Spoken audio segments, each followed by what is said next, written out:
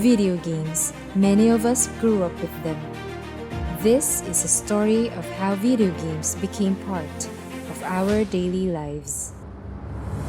The Famicom and its Western counterpart, the NES, had an incredible library. It goes without saying that the Atari 2600 was made with Bill very Gates was reluctant to release In the Xbox. Philippines, some chose Xbox 360, while some stayed loyal to the Those PlayStation. were the days of epic battles and endless debates.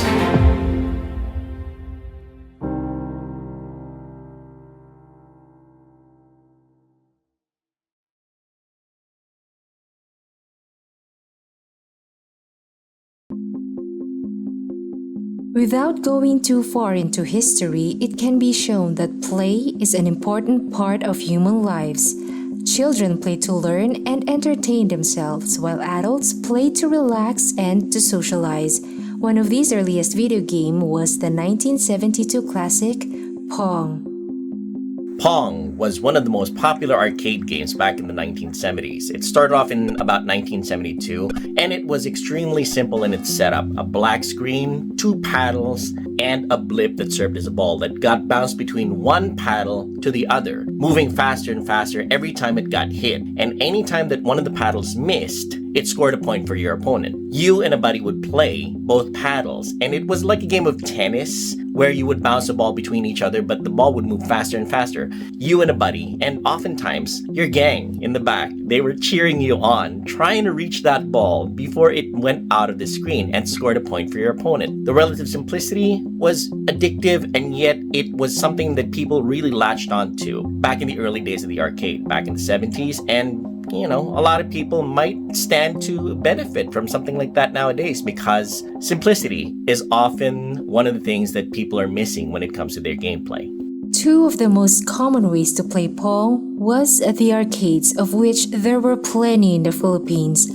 The other was one of the earliest home consoles to hit the Philippines, the Atari 2600. It goes without saying that the Atari 2600 was made with very basic parts, and that's why there came out the ColecoVision and the Intellivision. Introducing ColecoVision's first expansion module that lets you play all Atari 2600 compatible cartridges. In Television 2, add the new system changer and play all Atari 2600 games. Interchangeability was one of the things that people tried to achieve back then, and they manufactured parts that actually allowed you to play games from one console to the other. Atari games on a ColecoVision. Imagine that. Imagine that happening nowadays, that some PlayStation games might be compatible or be able to play on an Xbox, or Xbox games on a Nintendo Switch. Back then, that was something that people tried to achieve. That's not something that people try to do now, but interoperability, compatibility was something big back in the day because people wanted to get more value from their consoles and from their games. That means you can play more games than any other video game system. Another arcade game that got really popular during the time, around 1978-1979, was a game called Space Invaders. It was one where you had simple graphics of a ship that shot lasers up onto aliens coming down from space, and they were shooting lasers at you too. You would keep playing and try to achieve a high score before your ship ultimately got destroyed. The game was different in that you were trying to achieve a high score as opposed to trying to beat your opponent. Space Invaders was very much a single-player game, and it got so popular in the arcades that urban legend has it that Japan actually ran short of coins for a time because people kept using those coins to play Space Invaders in the arcade.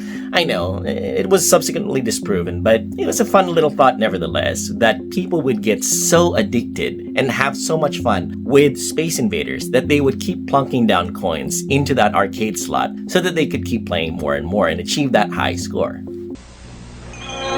Why buy just a video game from Atari or Intellivision? Invest in the wonder computer of the 1980s for under $300, the Commodore VIC-20. Unlike games, it has a real computer keyboard. If all else fails, there's one last thing you can try. Get him an Apple of his own. The Commodore 64 Family Pack, a value of $700 for just $499. Are you keeping up with the Commodore? 'Cause the Commodore's keeping up with you. Nevertheless, there were powerhouses that came out back in the late 80s on the PC. A game that got developed in Soviet Russia was called Tetris, and it came as a pack-in game for the Nintendo Game Boy as well later on. Anybody who's ever heard that music, you know the music, and sees those blocks coming down from the ceiling down to your pile, knows that it's time to start piling up those blocks and make them disappear.